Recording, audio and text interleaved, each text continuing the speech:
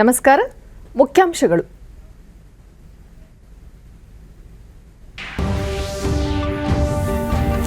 ದೇಶದ ಆಯುರ್ವೇದ ಉತ್ಪನ್ನಗಳಿಗೆ ಜಾಗತಿಕ ಮನ್ನಣೆ. ಕಳೆದ ಹಲವು ವರ್ಷಗಳಲ್ಲಿ ದೇಶದ ಅರಣ್ಯ ಸಂಪತ್ತು ವೃದ್ಧಿ. ಪ್ರಧಾನಿ ನರೇಂದ್ರ ಮೋದಿ.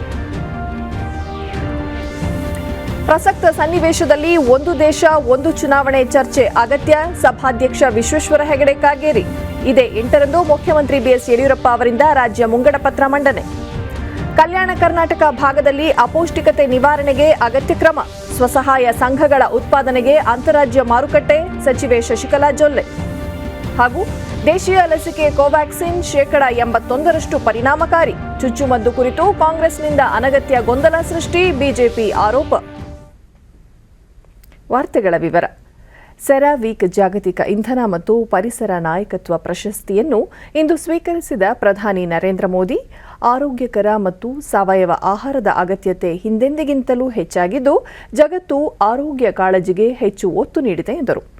ಕೇಂಬ್ರಿಡ್ಜ್ ಇಂಧನ ಸಂಶೋಧನಾ ಅಸೋಸಿಯೇಟ್ಸ್ ವೀಕ್ 2021 ಕಾರ್ಯಕ್ರಮದ ವರ್ಚುವಲ್ ವೇದಿಕೆಯಲ್ಲಿ ಮಾತನಾಡಿದ ಅವರು, ಈ ಪ್ರಶಸ್ತಿಯನ್ನು ಭಾರತೀಯ ತಾಯ್ನಾಡಿನ ಜನತೆಗೆ ಹಾಗೂ ಭೂಮಿ ತಾಯಿಗೆ ಪ್ರಶಸ್ತಿಯನ್ನು ಅರ್ಪಿಸುವುದಾಗಿ ತಿಳಿಸಿದರು. ಆಯುರ್ವೇದ ಉತ್ಪನ್ನಗಳು ಮತ್ತು ನಮ್ಮ ಮಸಾಲೆ ಪದಾರ್ಥಗಳು ಜಗತ್ತಿನಾದ್ಯಂತ ಗಮನ ಸೆಳೆದಿವೆ. ಕಳೆದ 7 ವರ್ಷಗಳಲ್ಲಿ ಭಾರತದಲ್ಲಿ ಅರಣ್ಯ ವ್ಯಾಪ್ತಿ ಗಣನೀಯವಾಗಿ ಏರಿಕೆಯಾಗುತ್ತಿರುವುದು ಸಂತಸದ ಸಂಗತಿ ಎಂದು ಹೇಳಿದ ಅವರು, ಸಿಂಹ, ಹುಲಿ, ಚಿರತೆ ಸಂಖ್ಯೆ ಹೆಚ್ಚುತ್ತಿದೆ. ಜೊತೆಗೆ ಜಲಾಶಯಗಳು ಭರ್ತಿಯಾಗುತ್ತಿರುವುದು ಸಕಾರಾತ್ಮಕ ಬೆಳವಣಿಗೆಗೆ ಮುನ್ನುಡಿಯಾಗಿದೆ ಎಂದರು. ಜಾಗತಿಕ ಬದಲಾವಣೆ ಮತ್ತು ಹವಾಮಾನ ಕುರಿತಾದ ಸವಾಲುಗಳನ್ನು ಎದುರಿಸಲು ಮತ್ತು ಹೋರಾಟ ಮಾಡಲು ನಮ್ಮ ಮುಂದೆ 2 ಆಯ್ಕೆಗಳಿವೆ. ಒಂದು ನೀತಿಗಳು, ಕಾನೂನು ಎಂದು ಹೇಳಿದ ಪ್ರಧಾನಿ, ಜನರು ನಡವಳಿಕೆಗಳನ್ನು ಬದಲಾವಣೆ ಮಾಡಿಕೊಳ್ಳುವ ಮೂಲಕವೂ ಇದರ ವಿರುದ್ಧ ಹೋರಾಟ ಮಾಡಬಹುದಾಗಿದೆ ಎಂದು ತಿಳಿಸಿದರು. Whatever is available or credited can be used or debited. But this has to be distributed properly, because if we overconsume resources, we are snatching it from someone else. It is on a similar lines that India is speaking about climate justice to help fight climate change. Friends, now is the time to think logically and ecologically. After all, this is not about me or you. It is about our planet's future. We owe this to our coming generations. I once again thank you for the award. In my new book, The New Map, ಅಮೆರಿಕದ ಲೇಖಕ, ಇಂಧನ ತಜ್ಞ doctor Daniel ಎರ್ಗಿನ್ ಮಾತನಾಡಿ, ಸೆರಾವೀಕ್ ಜಾಗತಿಕ ಇಂಧನ ಮತ್ತು ಪರಿಸರ ನಾಯಕತ್ವ ಪ್ರಶಸ್ತಿ ನೀಡುವ ಪರಿಪಾಠವನ್ನು 1983ರಿಂದ ಆರಂಭಿಸಲಾಗಿದೆ. ಇದುವರೆಗೂ ವಿಶ್ವದ ಪ್ರಮುಖ ನಾಯಕರಿಗೆ ವಾರ್ಷಿಕವಾಗಿ ಈ ಪ್ರಶಸ್ತಿಯನ್ನು ಪ್ರದಾನ ಮಾಡಲಾಗುತ್ತಿದೆ ಎಂದು ಹೇಳಿದರು. ಜಾಗತಿಕ ಇಂಧನ ಮತ್ತು ಪರಿಸರದ ಭವಿಷ್ಯದ ಬಗ್ಗೆ ಬದ್ಧತೆಯನ್ನು ಮತ್ತು ಇಂಧನ ಲಭ್ಯತೆ ಕೈಗೆಟುಕುವಂತೆ ಮಾಡುವ ಹಾಗೂ ಪರಿಸರ ಸಂರಕ್ಷಣೆ ನಾಯಕತ್ವದ ಮೂಲಕ ಪರಿಹಾರ ಮತ್ತು ನೀತಿಗಳ ನಿರೂಪಣೆಯಲ್ಲಿ ಶ್ರಮಿಸುತ್ತಿರುವ ಪ್ರಧಾನಿಯವರ ಕಾರ್ಯವನ್ನು ಪರಿಗಣಿಸಿ ಈ ಪ್ರಶಸ್ತಿ ನೀಡಲಾಯಿತು. and rising living standards that will bring hundreds of millions out of poverty and into the middle class, one of the largest middle classes in the world. ಅಧಿಕಾರಸ್ಥರ ಸ್ವಾರ್ಥ ರಾಜಕಾರಣದ ನಡುವೆಯೂ ದೇಶದಲ್ಲಿ ಪ್ರಜಾಪ್ರಭುತ್ವ ಅಸ್ತಿತ್ವದಲ್ಲಿ ಇರುವುದಕ್ಕೆ ಚುನಾವಣಾ ಆಯೋಗ ಹಾಗೂ ದೇಶದ ಜನತೆಯೇ ಮೂಲ ಕಾರಣ ಎಂದು ಸಂಸದೀಯ ವ್ಯವಹಾರಗಳ ಹಾಗೂ ಗೃಹ ಸಚಿವ ಬಸವರಾಜ ಬೊಮ್ಮಾಯಿ ಹೇಳಿದ್ದಾರೆ. ವಿಧಾನಸಭೆಯಲ್ಲಿ ಒಂದು ರಾಷ್ಟ್ರ ಒಂದು ಚುನಾವಣೆ ಕುರಿತ ಚರ್ಚೆಯಲ್ಲಿ ಮಾತನಾಡಿದ ಬೊಮ್ಮಾಯಿ, ಇತ್ತೀಚಿನ ವರ್ಷಗಳಲ್ಲಿ ಚುನಾವಣಾ ವೆಚ್ಚ ದಿನೇ ದಿನೇ ಹೆಚ್ಚುತ್ತಿದ್ದು, ಇದನ್ನು ತಗ್ಗಿಸಲು ಒಂದು ರಾಷ್ಟ್ರ ಒಂದು ಚುನಾವಣೆ ಅಂಶವನ್ನು ಪ್ರಸ್ತಾಪಿಸಲಾಗಿದೆ. ಇದರ ಸಾಧಕ ಬಾಧಕಗಳ ಬಗ್ಗೆ ಚರ್ಚೆ ಅಗತ್ಯವಿದೆ ಎಂದು ಪ್ರತಿಪಾದಿಸಿದರು. ಭದ್ರಾವತಿ ಶಾಸಕ ಬಿಕೆ ಸಂಗಮೇಶ್ ವಿರುದ್ಧದ ಅಮಾನತು ಆದೇಶವನ್ನು ಹಿಂಪಡೆಯುವಂತೆ ಒತ್ತಾಯಿಸಿ ಪ್ರತಿಪಕ್ಷ ಕಾಂಗ್ರೆಸ್ ಪ್ರತಿಭಟನೆ ಮುಂದುವರಿಸಿದ ಕಾರಣ ಕಲಾಪವನ್ನು ಮಧ್ಯಾಹ್ನ 12 ಗಂಟೆಗೆ ಸಭಾಧ್ಯಕ್ಷ ವಿಶ್ವೇಶ್ವರ ಹೆಗಡೆ ಕಾಗೇರಿ ಮುಂದೂಡಿದರು.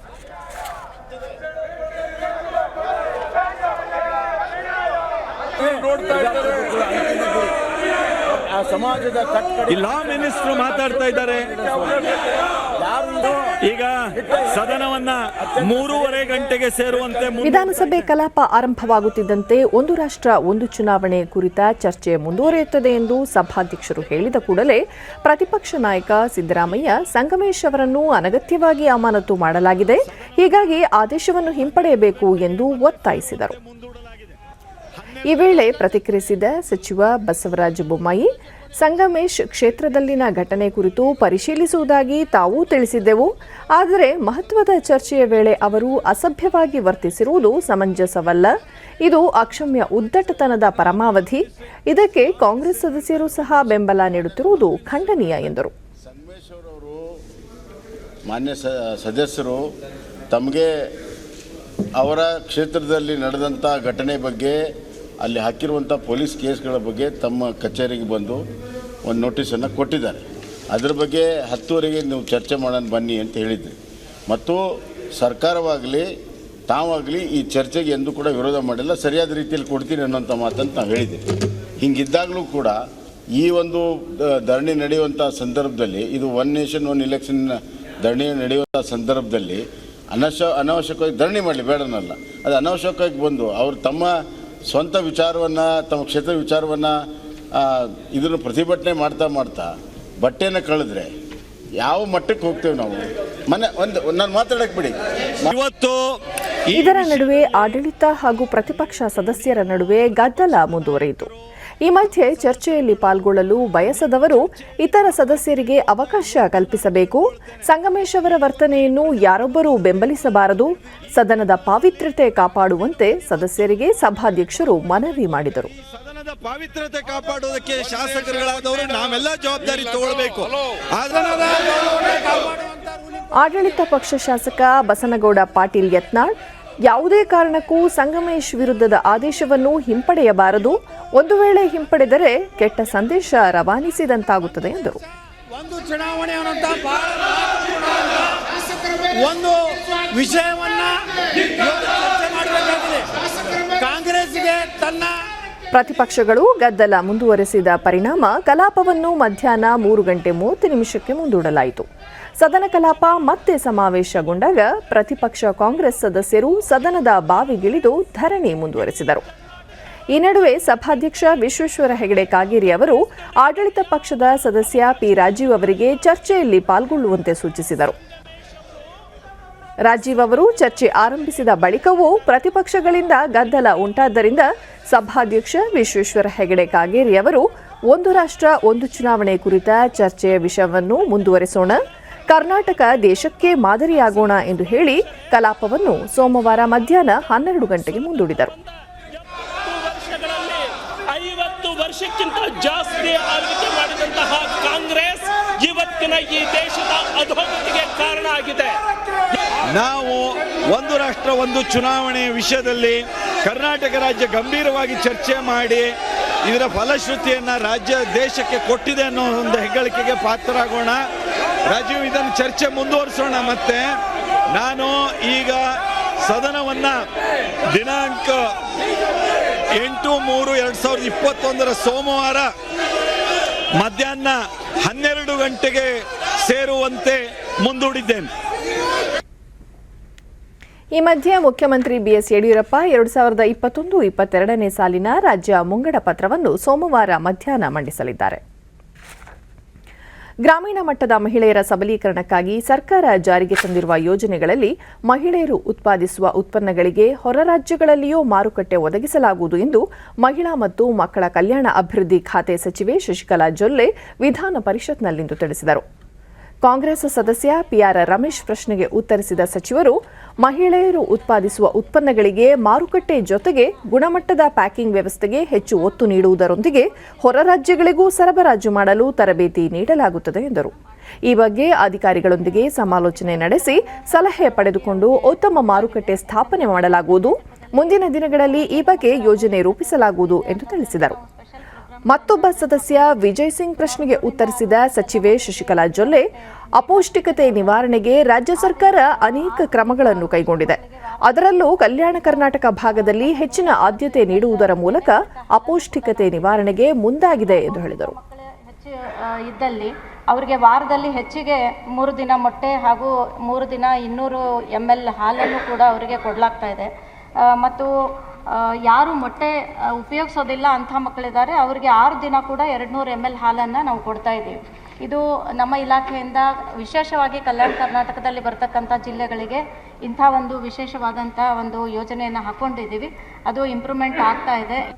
ನಮ್ಮಲ್ಲಿ ರಾಜ್ಯದಲ್ಲಿರುವ ಸರ್ಕಾರಿ ಅಲ್ಪಸಂಖ್ಯಾತರ ಇಲಾಖೆ ವ್ಯಾಪ್ತಿಯಲ್ಲಿ ಬರುವ ವಸತಿ ಶಾಲೆಗಳಲ್ಲಿ ಕಾರ್ಯನಿರ್ವಹಿಸುತ್ತಿರುವ ಶಿಕ್ಷಕರು ಖಾಯಂ ಆಗಿ 10 ವರ್ಷ ಪೂರ್ಣಗೊಳ್ಳದ ಹಿನ್ನೆಲೆಯಲ್ಲಿ ಅವರಿಗೆ ನೀಡಬೇಕಾದ ವಿಶೇಷ ಭತ್ಯೆ ನೀಡಲು ಸಾಧ್ಯವಾಗಿಲ್ಲ ಎಂದು ಅಲ್ಪಸಂಖ್ಯಾತ ಕಲ್ಯಾಣ ಸಚಿವ ಶ್ರೀಮಂತ ಪಾಟೀಲ್ ಹೇಳಿದ್ದಾರೆ. ಮರಿತಿಬ್ಬೇಗೌಡ ಪರವಾಗಿ ಕೆಟಿ ಶ್ರೀಕಂಠೇಗೌಡ ಪ್ರಶ್ನೆಗೆ ಉತ್ತರಿಸಿದ ಸಚಿವರು, ರಾಜ್ಯದಲ್ಲಿ 5 ಮೊರಾರ್ಜಿ ಶಾಲೆಗಳು 2016ರಿಂದ ಅಲ್ಪಸಂಖ್ಯಾತ ಇಲಾಖೆ ವ್ಯಾಪ್ತಿಗೆ ಒಳಪಟ್ಟಿವೆ. ಹೀಗಾಗಿ ಅವುಗಳಲ್ಲಿ ಕಾರ್ಯನಿರ್ವಹಿಸುತ್ತಿರುವ ಶಿಕ್ಷಕರಿಗೆ ಈ ಸೌಲಭ್ಯ ನೀಡಲು ಸಾಧ್ಯವಾಗಿಲ್ಲ ಎಂದು ಹೇಳಿದರು. ರಾಜ್ಯದಲ್ಲಿ 100 ಮೊರಾರ್ಜಿ ವಸತಿ ಶಾಲೆ, 8 ಮಾದರಿ ವಸತಿ ಶಾಲೆ, 5 ಸರ್ಕಾರಿ ಮುಸ್ಲಿಂ ವಸತಿ ಶಾಲೆಗಳು ಕಾರ್ಯನಿರ್ವಹಿಸುತ್ತಿವೆ ಎಂದರು. ಮೈನಾರಿಟಿ ಇಲಾಖೆ ಬಂದ ನಮ್ಮವ್ರು ನಡೆಸ್ತಾರು ಸುಮಾರು 7-8 ವರ್ಷದಿಂದ. ಆ ಸ್ಕೂಲ್ ಬಗ್ಗೆ ಆದ್ರೆ ಅಲ್ಲಿ ಇದ್ದದ ಸ್ಟಾಫ್ ಅದು ಗ್ರ್ಯಾಂಟ್ ಇನ್ ಏಡ್ದಲ್ಲಿಂದ ಅವ್ರಿಗೆ ಪೇಮೆಂಟ್ ಮಾಡ್ತಾ ಇದ್ದರು. ನಮ್ಮಲ್ಲಿ ಆ ವಿಲೀನ್ ಇನ್ನೂ ತಕ್ಕ ಆಗಿಲ್ಲ. 1-2 ಸಾರಿ ಅದಕ್ಕೆ ಪ್ರಯತ್ನ ಮಾಡಿದ್ರು, ಆದರೆ ಅದರಲ್ಲಿ ರಿಜೆಕ್ಟ್ ಆಗಿದೆ. ಇವಾಗ ನಾವು ಕೂಡ ಮತ್ತೊಮ್ಮೆ ಫಾಲೋಅಪ್ ಮಾಡಿ ಅವ್ರಿಗೆ ಅದ ಟೈಮ್ ಬಾಂಡ್ ಇನ್ಕ್ರಿಮೆಂಟ್ ಸಿಗಬೇಕಂತ ವ್ಯವಸ್ಥೆ ಮಾಡೋದು ವಿಚಾರ ಮಾಡ್ತೀವಿ. ಅದಕ್ಕೆ ನಾವು ಪ್ರಯತ್ನ ನಕ್ಕಿ ಮಾಡ್ತೀವಿ. ರಾಜ್ಯದ ವಿವಿಧ ಕೃಷಿ ವಿಶ್ವವಿದ್ಯಾಲಯಗಳಲ್ಲಿ ಖಾಲಿ ಇರುವ ಬೋಧಕ ಮತ್ತು ಬೋಧಕೇತರ ಹುದ್ದೆಗಳನ್ನು ಭರ್ತಿ ಮಾಡುವ ಸಂಬಂಧ ಮುಖ್ಯಮಂತ್ರಿ ಬಿಎಸ್ ಯಡಿಯೂರಪ್ಪ ಅವರಿಗೆ ವಿಶೇಷ ಪ್ರಸ್ತಾವನೆ ಸಲ್ಲಿಸಿ ಅನುಮತಿ ಪಡೆಯಲಾಗುವುದು ಎಂದು ಕೃಷಿ ಸಚಿವ ಬಿಸಿ ಪಾಟೀಲ್ ತಿಳಿಸಿದರು. ಎಸ್ವಿ ಸಂಕನೂರ ಅವರ ಪ್ರಶ್ನೆಗೆ ಉತ್ತರಿಸಿದ ಸಚಿವರು, ಕೋವಿಡ್ ಇರುವ ಕಾರಣದಿಂದಾಗಿ ನೇಮಕಾತಿ ಪ್ರಕ್ರಿಯೆಯನ್ನು ಸ್ಥಗಿತಗೊಳಿಸಲಾಗಿದೆ. ಕೃಷಿ ಇಲಾಖೆಯ ಅಗತ್ಯತೆಯನ್ನು ಮನಗಂಡು ಅಗತ್ಯವಿರುವ ಹುದ್ದೆಗಳನ್ನು ನೇಮಕ ಮಾಡಿಕೊಳ್ಳಲಾಗುವುದು ಎಂದು ಹೇಳಿದರು. ಈ ಆದೇಶ ಕೊಟ್ಟಿದ್ದಾರೆ. ಈ ಆದೇಶ ನನಗೆ ಮೊದಲು ಬಂದಿರಲಿಲ್ಲ. ಬಂದಿದ್ರೆ ಇಷ್ಟೊತ್ತಿಗೆ ಮುಖ್ಯಮಂತ್ರಿಗಳ ಹತ್ರ ಹೋಗ್ತಿದ್ದೆ. ಆದಷ್ಟು ಬೇಗ ಇದನ್ನು ಮಾಡ್ತೀವಿ. ಬೆಳಗಾವಿ ಧಾರವಾಡ ನಡುವೆ ನೇರ ರೈಲು ಮಾರ್ಗ ನಿರ್ಮಾಣ ಮಾಡುವುದರಿಂದ 45 ನಿಮಿಷಗಳ ಪ್ರಯಾಣದ ಅವಧಿಯನ್ನು ಕಡಿಮೆ ಮಾಡಲು ಸಹಕಾರಿಯಾಗಲಿದೆ. ಹೀಗಾಗಿ 988 ಕೋಟಿ ರೂಪಾಯಿ ವೆಚ್ಚದ ಯೋಜನೆಯನ್ನು ಕೈಗೆತ್ತಿಕೊಳ್ಳಲು ಕೇಂದ್ರ ಸರ್ಕಾರ ಮುಂದಾಗಿದೆ ಎಂದು ಸಭಾನಾಯಕ ಕೋಟ ಶ್ರೀನಿವಾಸ ಪೂಜಾರಿ ಹೇಳಿದ್ದಾರೆ. ಮಹಂತೇಶ್ ಕವಟಗಿ ಮಠ ಪ್ರಶ್ನೆಗೆ ಉತ್ತರಿಸಿದ ಅವರು, 988 ಕೋಟಿ ರೂಪಾಯಿ ವೆಚ್ಚದಲ್ಲಿ ಈ ಯೋಜನೆಯನ್ನು ಕೈಗೆತ್ತಿಕೊಳ್ಳಲು ಉದ್ದೇಶಿಸಲಾಗಿದ್ದು, ಯೋಜನಾ ವೆಚ್ಚದಲ್ಲಿ ಅರ್ಧದಷ್ಟು ಹಣವನ್ನು ರಾಜ್ಯ ಸರ್ಕಾರ ಭರಿಸಲಿದೆ ಎಂದು ತಿಳಿಸಿದರು. ಯೋಜನೆ ಮಂಜೂರಾಗಿದೆ, ರಾಜ್ಯ ಸರ್ಕಾರದ ಸಹಮತ ಇದೆ. ಈ ರಾಜ್ಯ ಸರ್ಕಾರದ ಈಗ ಇದರ ಡಿಪಿಆರ್ಗಳು ಸಿದ್ಧಪಡಿಸ್ತಾ ಇದ್ದಾರೆ. ಭೂಸ್ವಾಧೀನ ಡಿಪಿಆರ್ಗಳು ಪೂರ್ಣ ಆದ ನಂತರ ಈ ಯೋಜನೆ ಮಂಜೂರಾಗಿದ್ದು ಡಿಪಿಆರ್ಗಳನ್ನು ಪೂರ್ಣ ಸಿದ್ಧಪಡಿಸಿದ ನಂತರ ಭೂಸ್ವಾಧೀನ ಪ್ರಕ್ರಿಯೆಯನ್ನು ಪ್ರಾರಂಭ ಮಾಡ್ತೇವೆ. ಇದರಲ್ಲಿ ಯಾವುದೇ ಗೊಂದಲ ಇಲ್ಲ. ಈ ಯೋಜನೆ ಆದಷ್ಟು ಬೇಗ ಆಗಬೇಕು, ಜನರಿಗೆ ಸಮಯದ ಉಳಿತಾಯ ಆಗಬೇಕು ಅನ್ನೋದ್ರ ಬಗ್ಗೆ ಸರ್ಕಾರ ಬಗ್ಗೆ ಅವರಿಗೆ ಬೇಕಾದಂಥ ಪೂರಕವಾದ ಅವಕಾಶವನ್ನು ಮಾಡಿಕೊಳ್ಳಲಾಗಿದೆ. ಸಭಾಪತಿ ಬಸವರಾಜ ಹೊರಟ್ಟಿಯವರು ಕಲಾಪವನ್ನು ಸೋಮವಾರ ಮಧ್ಯಾಹ್ನ 12:15 ಮುಂದೂಡಿದರು. ಕೇಂದ್ರ ರಾಸಾಯನಿಕ ಮತ್ತು ರಸಗೊಬ್ಬರ ಖಾತೆ ಸಚಿವ ಡಿವಿ ಸದಾನಂದಗೌಡ ತಮ್ಮ ಇಲಾಖೆಗೆ ಸಂಬಂಧಿಸಿದ ಬಜೆಟ್ ಘೋಷಣೆ ಕುರಿತು ಆಯೋಜಿಸಲಾಗಿದ್ದ ವೆಬಿನಾರ್ನಲ್ಲಿ ಇಂದು ಪಾಲ್ಗೊಂಡರು. ಬಜೆಟ್ ಘೋಷಣೆಗಳ ಯಶಸ್ವಿಗೆ ಕೈಗಾರಿಕೋದ್ಯಮಿಗಳ ಸಹಕಾರವೂ ಅಗತ್ಯ. ಏಪ್ರಿಲ್ 1ರಿಂದಲೇ ಬಜೆಟ್ನಲ್ಲಿ ಪ್ರಕಟಿಸಿರುವ ಎಲ್ಲ ಕ್ರಮಗಳನ್ನು ಜಾರಿಗೊಳಿಸಬೇಕೆಂಬುದು ಪ್ರಧಾನಿ ನರೇಂದ್ರ ಮೋದಿ ಅವರ ಉದ್ದೇಶವಾಗಿದೆ. ಈ ನಿಟ್ಟಿನಲ್ಲಿ ಸೂಕ್ತ ಸಿದ್ಧತೆಗಳೊಂದಿಗೆ ಮುಂದೆ ಸಾಗಬೇಕಿದೆ ಎಂದರು. ಭಾರತ ಜಾಗತಿಕವಾಗಿ ರಾಸಾಯನಿಕಗಳನ್ನು ಉತ್ಪಾದಿಸುವ 6ನೇ ಅತಿದೊಡ್ಡ ರಾಷ್ಟ್ರವಾಗಿದೆ ಹಾಗೂ ಜಾಗತಿಕ ರಾಸಾಯನಿಕ ಕೈಗಾರಿಕೆಯಲ್ಲಿ 3.4% ಪಾಲನ್ನು ಹೊಂದಿದೆ. ಇಲ್ಲಿ 8,000ಕ್ಕೂ ಹೆಚ್ಚಿನ ವಾಣಿಜ್ಯ ಉತ್ಪನ್ನಗಳನ್ನು ತಯಾರಿಸಲಾಗುತ್ತಿದೆ. ಕೃಷಿ ಸೇರಿದಂತೆ ಕೈಗಾರಿಕೆ ದಿನಬಳಕೆಗೆ ಅಗತ್ಯವಿರುವ ರಾಸಾಯನಿಕಗಳಿಗೆ ಬಹುದೊಡ್ಡ ಮಾರುಕಟ್ಟೆ ಇದೆ ಎಂದರು. ಕೋವಿಡ್-19 ಸೋಂಕಿನ ನಂತರದ ಸನ್ನಿವೇಶದಲ್ಲಿ ಚೈನಾದೊಂದಿಗೆ ಏರ್ಪಟ್ಟ ಭಿನ್ನಾಭಿಪ್ರಾಯವನ್ನು ಸವಾಲಾಗಿ ಸ್ವೀಕರಿಸಿ ದೇಶದಲ್ಲಿ ಹಲವು ಅವಕಾಶಗಳನ್ನು ಸೃಷ್ಟಿಸಲಾಯಿತು. ದೇಶದ ಬೇಡಿಕೆ ಪೂರೈಸುವ ನಿಟ್ಟಿನಲ್ಲಿ ದೇಶೀಯ ಕಚ್ಚಾ ವಸ್ತು ಪೂರೈಕೆ ಮಾಡಿಕೊಳ್ಳುವ ಅವಕಾಶ ನಿರ್ಮಾಣವಾಯಿತು. ಪ್ರಧಾನಿ ಮೋದಿ ಅವರ ಆತ್ಮನಿರ್ಭರ ಭಾರತ ನಿರ್ಮಾಣಕ್ಕೆ ಕೊರೋನಾ ಸಂದಿಗ್ಧತೆ ಬಹುದೊಡ್ಡ ಕೊಡುಗೆ ನೀಡಿತು ಎಂದರು. ಪ್ರಸಕ್ತ ಸಾಲಿನ ಬಜೆಟ್ನಲ್ಲಿ ರಾಸಾಯನಿಕ ವಲಯದ 21 ಕ್ಷೇತ್ರಗಳಿಗೆ ಆದ್ಯತೆ ನೀಡಲಾಗಿದೆ. ಔಷಧ ಕ್ಷೇತ್ರಕ್ಕೂ ಅಭೂತಪೂರ್ವ ಉತ್ತೇಜನ ದೊರೆತಿದೆ. ಸಂಶೋಧನೆ ಮತ್ತು ಅಭಿವೃದ್ಧಿ ಕ್ಷೇತ್ರದಲ್ಲೂ ಹೂಡಿಕೆ ಮಾಡುವ ಅವಕಾಶಗಳು ವಿಪುಲವಾಗಿವೆ ಎಂದು ತಿಳಿಸಿದರು. I am happy to note that the world-class research and development laboratories established by CPET are benefiting the industries across the globe through technology transfers. The research and development wings have close alliance with other major industries players like Boeing, Ford, Pepsi company, ITC, etc., as well as PSUs like BEL, HAL, NTPC, etc. ಕೃಷಿ ಇಲಾಖೆಯ ರಾಯಭಾರಿಯಾಗಿ ನಿಯೋಜನೆಗೊಂಡಿರುವ ಚಿತ್ರನಟ ದರ್ಶನ್ ಅವರನ್ನು ಬೆಂಗಳೂರಿನಲ್ಲಿಂದು ಮುಖ್ಯಮಂತ್ರಿ BS Yediyurappa ಅಭಿನಂದಿಸಿದರು. ಈ ವೇಳೆ ಕೃಷಿ ಸಚಿವ ಬಿಸಿ ಪಾಟೀಲ್ ಸೇರಿದಂತೆ ಮತ್ತಿತರರು ಉಪಸ್ಥಿತರಿದ್ದರು.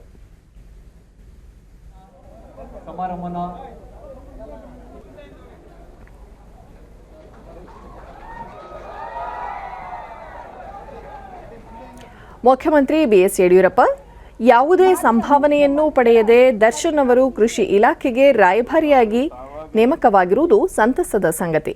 ಚಿತ್ರರಂಗದಲ್ಲಿ ಗುರುತಿಸಿಕೊಳ್ಳುವುದರ ಜೊತೆಗೆ ರೈತರಾಗಿ ಹೆಸರು ಗಳಿಸಿದ್ದಾರೆ. ಕೃಷಿ ಕ್ಷೇತ್ರದ ಬೆಳವಣಿಗೆ ಮತ್ತು ವಿಸ್ತರಣೆಗೆ ಇದರಿಂದ ಸಹಕಾರಿಯಾಗಲಿದೆ ಎಂದರು. ಸಂತೋಷದ ಸಂಗತಿ, ಕರ್ನಾಟಕ ರಾಜ್ಯದ 6.5 ಕೋಟಿ ಜನರ ಪರವಾಗಿ, ವಿಶೇಷವಾಗಿ ಕೃಷಿಕರ ಪರವಾಗಿ ನಾನು ಅಭಿನಂದನೆಯನ್ನು ಸಲ್ಲಿಸ್ತೇನೆ. ಈ ದೇಶಕ್ಕೆ ಅನ್ನ ಕೊಡುವಂಥ ಅನ್ನದಾತ, ಅವನನ್ನು ಸ್ಮರಣೆ ಮಾಡುವಂಥ ಮತ್ತು ಈ ರೀತಿ ಕೃಷಿ ರಾಯಭಾರಿಯಾಗಿ ಒಪ್ಕೊಂಡಿರುವಂಥದ್ದು ಕೃಷಿ ಕ್ಷೇತ್ರಕ್ಕೆ, ಕೃಷಿ ಇಲಾಖೆಗೆ ಮತ್ತೊಂದು ಹೆಚ್ಚು ಶಕ್ತಿ ಕೊಂಡಂತಾಗಿದೆ ಅಂತ ನಾನು ಭಾವಿಸಿದ್ದೇನೆ. ಬಿಸಿ ಪಾಟೀಲ್ ಮಾತನಾಡಿ, ದರ್ಶನ್ ಅವರಿಗಿರುವ ಕೃಷಿ ಕಾಳಜಿಯನ್ನು ಮನಗಂಡು ರಾಯಭಾರಿಯನ್ನಾಗಿ ನೇಮಿಸಲಾಗಿದೆ ಎಂದು ಹೇಳಿದರು. ಕೃಷಿ ಒಂದೇ ಅಲ್ಲ, ಪಶುಸಂಗೋಪನೆ ಎಲ್ಲ ರೀತಿಯ ಚಟುವಟಿಕೆ ಭಾಗವಹಿಸಿ ಇವತ್ತು ಈ ನಮ್ಮ ಕಾರ್ಯಕ್ರಮದಲ್ಲಿ ಕೃಷಿ ಇಲಾಖೆಯ ರಾಯಭಾರಿಯಾಗಿ ಒಪ್ಪಿಕೊಂಡು ಆ ಒಂದು ಸನ್ಮಾನವನ್ನು ಸ್ವೀಕರಿಸಲಿಕ್ಕೆ ಆಗಮಿಸಿದಂಥ ಚಾಲೆಂಜಿಂಗ್ ಸ್ಟಾರ್ ದರ್ಶನ್ ಅವರೇ ತುಂಬಾ ಖುಷಿಯನ್ನು ಕೊಡ್ತಾ ಇದೆ. 2 ತರದಿಂದ ನಾವೇನು ದೊಡ್ಡದೇನು ಮಾಡ್ತಾ ಇಲ್ಲ. ಚಿತ್ರನಟ ದರ್ಶನ್ ಸರ್ಕಾರದಿಂದ ರೈತರಿಗೆ ದೊರೆಯುವ ಸೌಲಭ್ಯವನ್ನು ಸದುಪಯೋಗ ಪಡಿಸಿಕೊಳ್ಳುವಂತೆ ಅರಿವು ಮೂಡಿಸುವ ಕಾರ್ಯ ತಮಗೆ ದೊರೆತಿದೆ. ಇದು ರೈತರು ಮತ್ತು ನಮ್ಮ ನಡುವೆ ಇರುವ ಸಂಬಂಧಕ್ಕೆ ಇರುವ ಉದಾಹರಣೆ ಎಂದು ಹೇಳಿದರು. ಅದು ಬ್ಲಡ್ ರಿಲೇಷನ್ ಅಂತ ಹೇಳಕ್ ಇಷ್ಟಪಡ್ತೀನಿ, ರಕ್ತ ಸಂಬಂಧ ಅಂತ ಹೇಳಕ್ಕೆ. ಅವ್ರು ಕೂಳ್ಕೊಟ್ರೆ ನಮ್ಮ ಮೈಯಲ್ಲಿ ರಕ್ತ, ಇಲ್ಲಾಂದ್ರೆ ಮೈಯಲ್ಲಿ ರಕ್ತ ಇರಲ್ಲ. ಆದ್ರಿಂದ ರೈತರಿಗೆ ಏನೇನು ಒಳ್ಳೇದು ಮಾಡ್ಬೋದು ಅದಷ್ಟು ಮಾಡೋದಕ್ಕೆ ಪ್ರಯತ್ನ ಪಡ್ತೀವಿ ಅಂತ ಹೇಳಿ ನಾನು 2 ಮಾತು ಮುಗಿಸ್ತೀನಿ. ಧನ್ಯವಾದಗಳು. ತುಮಕೂರು ವಿಶ್ವವಿದ್ಯಾಲಯದ 14ನೇ ಘಟಿಕೋತ್ಸವ ಸಮಾರಂಭ ತುಮಕೂರಿನಲ್ಲಿಂದು ನಡೆಯಿತು. ವಿಶ್ವವಿದ್ಯಾಲಯದ ಕುಲಾಧಿಪತಿಗಳೂ ಆಗಿರುವ ರಾಜ್ಯಪಾಲ ವಜುಭಾಯಿ ವಾಲಾ ಅವರು ಅತಿ ಹೆಚ್ಚು ಅಂಕ ಪಡೆದ ವಿದ್ಯಾರ್ಥಿಗಳಿಗೆ ಚಿನ್ನದ ಪದಕ ಹಾಗೂ ಪದವಿ ಪ್ರದಾನ ಮಾಡಿದರು.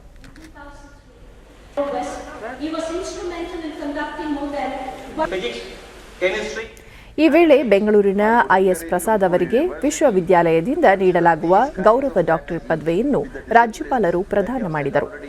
ಈ ವೇಳೆ ವಿಜ್ಞಾನಿ ಪದ್ಮವಿಭೂಷಣ ಡಾಕ್ಟರ್ ಕೆ ಕಸ್ತೂರಿ ರಂಗನ್, ವಿಶ್ವವಿದ್ಯಾಲಯದ ಕುಲಪತಿ ಪ್ರೊಫೆಸರ್ ವೈಎಸ್ ಸಿದ್ದೇಗೌಡ, ಕುಲಸಚಿವ ಪ್ರೊಫೆಸರ್ ನಿರ್ಮಲ್ ರಾಜು ಸೇರಿದಂತೆ ಮತ್ತಿತರರು ಉಪಸ್ಥಿತರಿದ್ದರು.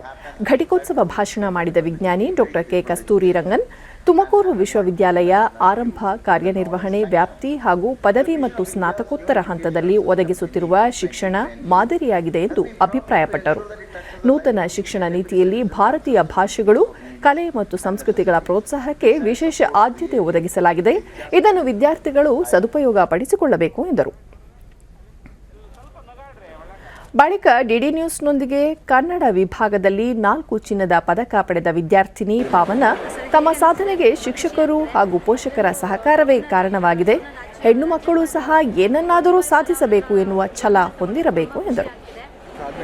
ಸರ್, ಈ ಸಾಧನೆಗೆ ಕಾರಣ ಅಂತ ಹೇಳಿದ್ರೆ ನನ್ನ PU ಇಂದ ಇಲ್ಲಿವರೆಗೂ ನನ್ನ ಲೈಫಲ್ಲಿ ಬಂದಂತಹ ಎಲ್ಲ ಗುರುಗಳು ಕಾರಣ ಸರ್. ಮತ್ತೋರ್ವ ವಿದ್ಯಾರ್ಥಿನಿ ವಿದ್ಯಾಶ್ರೀ, ಗಣಿತಶಾಸ್ತ್ರದಲ್ಲಿ 4 ಚಿನ್ನದ ಪದಕ ದೊರೆತಿರುವುದು ಸಂತಸ ತಂದಿದೆ. ತಾಯಿ ಟೈಲರ್ ವೃತ್ತಿ ಮಾಡಿಕೊಂಡು ತಮ್ಮನ್ನು ಈ ಮಟ್ಟಕ್ಕೆ ಬೆಳೆಸಿರುವ ಕುರಿತು ಹೆಮ್ಮೆ ಇದೆ ಎಂದು ತಿಳಿಸಿದರು.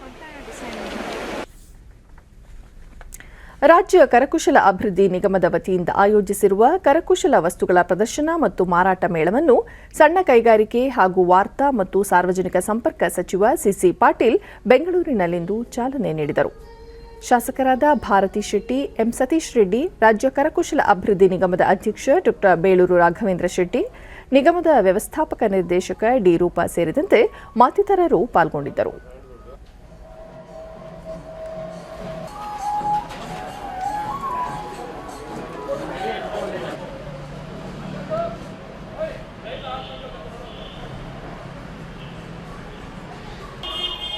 ಇದೇ ವೇಳೆ ಸಚಿವ ಸಿಸಿ ಪಾಟೀಲ್ ರಾಜ್ಯ ಕರಕುಶಲ ಮಾರುಕಟ್ಟೆಯನ್ನು ಅಂತಾರಾಷ್ಟ್ರೀಯ ಮಟ್ಟದಲ್ಲೂ ವಿಸ್ತರಣೆ ಮಾಡಲು ಕ್ರಮ ವಹಿಸಲಾಗುತ್ತಿದೆ. ಈ ಮೂಲಕ ನಾಡಿನ ಕಲೆ, ಸಂಸ್ಕೃತಿ ಉಳಿಸಿ ಕುಶಲಕರ್ಮಿಗಳಿಗೆ ಆರ್ಥಿಕ ಭದ್ರತೆ ಒದಗಿಸಲು ಸರ್ಕಾರ ಮುಂದಾಗಿದೆ ಎಂದರು. 7 ದಿನಗಳ ಕಾಲ ಹಮ್ಮಿಕೊಳ್ಳಲಾಗಿರುವ ಈ ಮೇಳದಲ್ಲಿ ರಾಜ್ಯ ಮತ್ತು ದೇಶದ ವಿವಿಧ ಭಾಗಗಳ ಕುಶಲಕರ್ಮಿಗಳು ಮೇಳದಲ್ಲಿ ಪಾಲ್ಗೊಂಡಿದ್ದಾರೆ. ಅವರು ತಯಾರಿಸಿರುವ ಉತ್ಪನ್ನಗಳಿಗೆ ಮಾರುಕಟ್ಟೆ ಕಲ್ಪಿಸಲು ಉದ್ದೇಶಿಸಲಾಗಿದೆ ಎಂದರು. ಅವರ ಜೀವನೋಪಾಯಕ್ಕೆ ಒಂದು ಆರ್ಥಿಕ ಭದ್ರತೆಯನ್ನು ಒದಗಿಸುವ ನಿಟ್ಟಿನಿಂದ ನಮ್ಮ ಅಧ್ಯಕ್ಷರು ಮತ್ತು ನಮ್ಮ ಎಂ.ಡಿ. ಆದಂಥ ಉಪಾರ್ ಅವರು ನಾವೆಲ್ಲರೂ ಸೇರಿಕೊಂಡು ಮಾಡಿದ್ದೇವೆ. ಈ ಮೇಳ ಯಶಸ್ವಿಯಾಗಲಿ. ಇಲ್ಲಿದ್ದಂಥ ಕರಕುಶಲ ಕರ್ಮಿಗಳ ಮಳಿಗೆಗಳಲ್ಲಿ ಏನು ಮಳಿಗೆಯನ್ನು ವೀಕ್ಷಿಸಲಿಕ್ಕೆ ಜನ ಬರ್ತಾರೆ, ಇಲ್ಲಿಯ ವಸ್ತುಗಳನ್ನು ತೆಗೆದುಕೊಂಡು ಅವರಿಗೆ ಉತ್ತೇಜನವನ್ನು ಕೊಡಬೇಕಂತ ನಾನು ವಿನಂತಿ. ರಾಜ್ಯದಲ್ಲಿ ಇಂದು ಹೊಸದಾಗಿ 677 ಕೋವಿಡ್ ಪ್ರಕರಣಗಳು ದೃಢಪಟ್ಟಿದ್ದು, ಇದರೊಂದಿಗೆ ಒಟ್ಟು ಸೋಂಕು ಪ್ರಕರಣಗಳ ಸಂಖ್ಯೆ 9,53,813ಕ್ಕೆ ಏರಿಕೆಯಾಗಿದೆ. ಇಂದು 427 ಮಂದಿ ಆಸ್ಪತ್ರೆಯಿಂದ ಬಿಡುಗಡೆಯಾಗಿದ್ದು, ಇದುವರೆಗೂ ಗುಣಮುಖರಾದವರ ಒಟ್ಟು ಸಂಖ್ಯೆ 9,35,066 ತಲುಪಿದೆ. ಇಂದು 4 ಮಂದಿ ಸಾವನ್ನಪ್ಪಿದ್ದು, ಮೃತಪಟ್ಟವರ ಸಂಖ್ಯೆ 12,354ಕ್ಕೆ ಏರಿಕೆಯಾಗಿದೆ. ಸದ್ಯ ರಾಜ್ಯದಲ್ಲಿ 6,374 ಸಕ್ರಿಯ ಪ್ರಕರಣಗಳಿವೆ. 112 ಮಂದಿ ರಾಜ್ಯದ ವಿವಿಧ ಆಸ್ಪತ್ರೆಗಳಲ್ಲಿ ತೀವ್ರ ನಿಗಾ ಘಟಕದಲ್ಲಿ ಚಿಕಿತ್ಸೆ ಪಡೆಯುತ್ತಿದ್ದಾರೆ. ಇಂದು 78,807 ಮಾದರಿಗಳ ಪರೀಕ್ಷೆ ನಡೆಸಿದ್ದು, ಇದುವರೆಗೂ 1,91,46,913 ಮಂದಿಗೆ ಕೊರೋನಾ ಪರೀಕ್ಷೆ ನಡೆಸಲಾಗಿದೆ ಎಂದು ಆರೋಗ್ಯ ಮತ್ತು ಕುಟುಂಬ ಕಲ್ಯಾಣ ಇಲಾಖೆ ತಿಳಿಸಿದೆ. ಬೆಂಗಳೂರಿನಲ್ಲಿ ಇಂದು 444 ಮಂದಿಗೆ ಸೋಂಕು ತಗುಲಿದ್ದು, ಒಟ್ಟು ಸೋಂಕು ಪ್ರಕರಣಗಳ ಸಂಖ್ಯೆ 4,07,269ಕ್ಕೆ ಏರಿಕೆಯಾಗಿದೆ. ಇಂದು 208 ಮಂದಿ ಆಸ್ಪತ್ರೆಯಿಂದ ಬಿಡುಗಡೆಯಾಗಿದ್ದು, ಇದುವರೆಗೂ ಗುಣಮುಖರಾದವರ ಸಂಖ್ಯೆ 3,98,183ಕ್ಕೆ ಏರಿಕೆಯಾಗಿದೆ. ಸದ್ಯ 4,592 ಸಕ್ರಿಯ ಪ್ರಕರಣಗಳಿವೆ. ಬೆಂಗಳೂರಿನಲ್ಲಿ 2 ಸಾವನ್ನಪ್ಪಿದ್ದು, ಇದುವರೆಗೂ ಒಟ್ಟು 4,493 ಮಂದಿ ಸಾವನ್ನಪ್ಪಿದ್ದಾರೆ. ರಾಮನಗರ ಮತ್ತು ಯಾದಗಿರಿ ಜಿಲ್ಲೆಗಳಲ್ಲಿ ಇಂದು ಯಾವುದೇ ಸೋಂಕು ಪ್ರಕರಣಗಳು ದೃಢಪಟ್ಟಿಲ್ಲ. ಉಳಿದ ಜಿಲ್ಲೆಗಳ ವಿವರ ಹೀಗಿದೆ.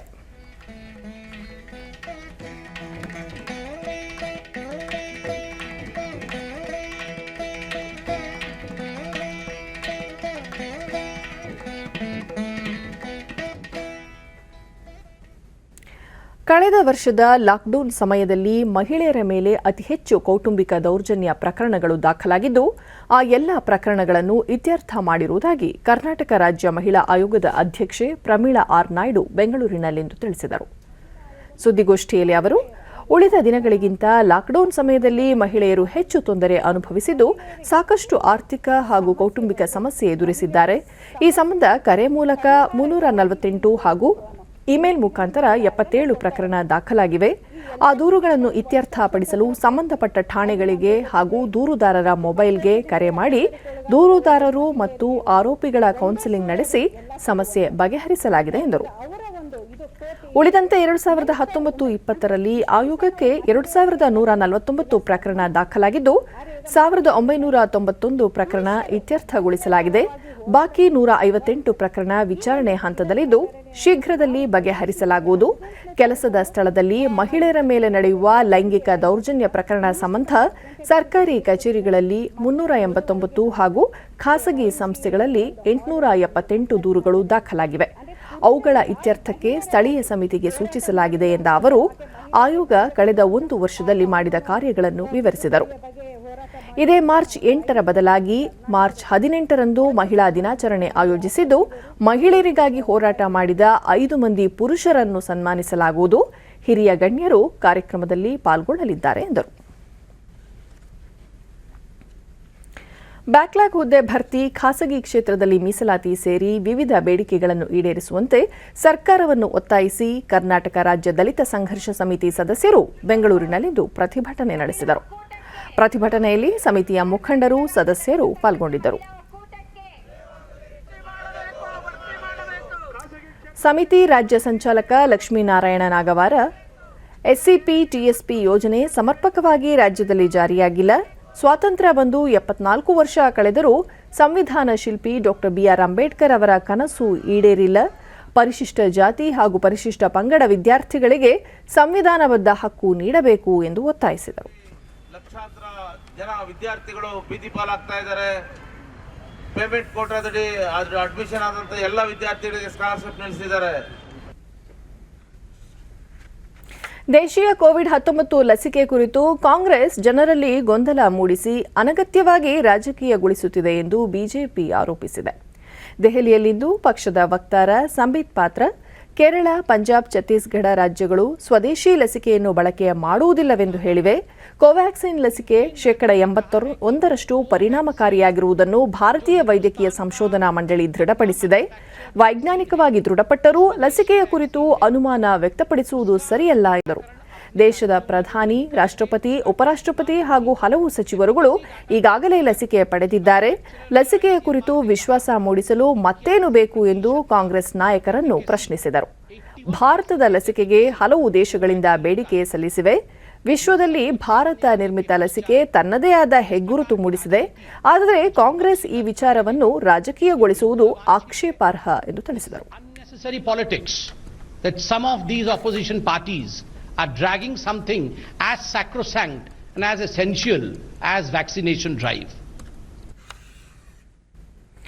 ರಕ್ಷಣಾ ಸಂಶೋಧನೆ ಮತ್ತು ಅಭಿವೃದ್ಧಿ ಸಂಸ್ಥೆ ಡಿಆರ್ಡಿಒ ಘನ ಇಂಧನ ಆಧಾರಿತ ಜೆಟ್ ಇಂಜಿನ್ ಅನ್ನು ಒಡಿಶಾದ ಚಾಂಡಿಪುರ ಪರೀಕ್ಷಾ ವಲಯದಲ್ಲಿ ಇಂದು ಪರೀಕ್ಷಾರ್ಥ ಉಡಾವಣೆ ನಡೆಸಲಾಯಿತು ಎಂದು ಡಿಆರ್ಡಿಒ ತಿಳಿಸಿದೆ. ಈ ಪರೀಕ್ಷೆ ಭಾರತ ಸುಧಾರಿತ ತಂತ್ರಜ್ಞಾನ ಸಾಮರ್ಥ್ಯ ಸಾಬೀತುಪಡಿಸಿದ್ದು, ಇದರಿಂದ ದೂರ ವ್ಯಾಪ್ತಿಯ ವಾಯುಗಾಮಿ ಕ್ಷಿಪಣಿ ಅಭಿವೃದ್ಧಿಪಡಿಸಲು ನೆರವಾಗಲಿದೆ. ರಕ್ಷಣಾ ಸಚಿವ ರಾಜನಾಥ್ ಸಿಂಗ್, ಪ್ರಸ್ತುತ ಈ ಮಾದರಿಯ ತಂತ್ರಜ್ಞಾನವನ್ನು ಕೆಲವೇ ರಾಷ್ಟ್ರಗಳು ಹೊಂದಿವೆ ಎಂದು ಡಿಆರ್ಡಿಒ ವಿಜ್ಞಾನಿಗಳು, ಭಾರತೀಯ ವಾಯುಪಡೆ ಹಾಗೂ ಉದ್ಯಮವನ್ನು ಅಭಿನಂದಿಸಿದ್ದಾರೆ.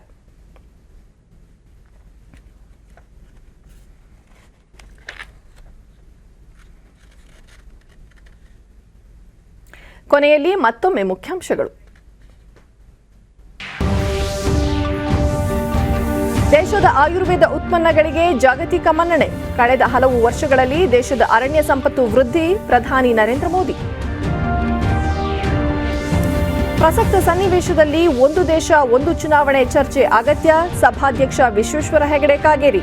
ಇದೇ 8ರಂದು ಮುಖ್ಯಮಂತ್ರಿ ಬಿಎಸ್ ಯಡಿಯೂರಪ್ಪ ಅವರಿಂದ ರಾಜ್ಯ ಮುಂಗಡ ಪತ್ರ ಮಂಡನೆ. ಕಲ್ಯಾಣ ಕರ್ನಾಟಕ ಭಾಗದಲ್ಲಿ ಅಪೌಷ್ಟಿಕತೆ ನಿವಾರಣೆಗೆ ಅಗತ್ಯ ಕ್ರಮ, ಸ್ವಸಹಾಯ ಸಂಘಗಳ ಉತ್ಪಾದನೆಗೆ ಅಂತಾರಾಜ್ಯ ಮಾರುಕಟ್ಟೆ, ಸಚಿವೆ ಶಶಿಕಲಾ ಜೊಲ್ಲೆ. ಹಾಗೂ ದೇಶೀಯ ಲಸಿಕೆ ಕೋವ್ಯಾಕ್ಸಿನ್ 81% ಪರಿಣಾಮಕಾರಿ, ಚುಚ್ಚುಮದ್ದು ಕುರಿತು ಕಾಂಗ್ರೆಸ್ನಿಂದ ಅನಗತ್ಯ ಗೊಂದಲ ಸೃಷ್ಟಿ, ಬಿಜೆಪಿ ಆರೋಪ. ನಮ್ಮ ವಾರ್ತಾ ಪ್ರಸಾರವನ್ನು ನೀವು ಡಿಡಿ ಚಂದನ ನ್ಯೂಸ್ ಯೂಟ್ಯೂಬ್ ಚಾನೆಲ್ನಲ್ಲೂ ವೀಕ್ಷಿಸಬಹುದು. ಇಲ್ಲಿಗೆ ಇಂದಿನ ವಾರ್ತಾ ಪ್ರಸಾರ ಮುಕ್ತಾಯವಾಯಿತು. ಸತ್ಯ, ಸಮರ್ಥ, ಸಂಪೂರ್ಣ ಸುದ್ದಿಗಾಗಿ ವೀಕ್ಷಿಸಿ ಚಂದನ ವಾರ್ತೆ. ನಮ್ಮ ಮುಂದಿನ ವಾರ್ತಾ ಪ್ರಸಾರ ನಾಳೆ ಬೆಳಗ್ಗೆ 7:30 ಡಿಡಿ ಚಂದನದಲ್ಲಿ. ನಮಸ್ಕಾರ.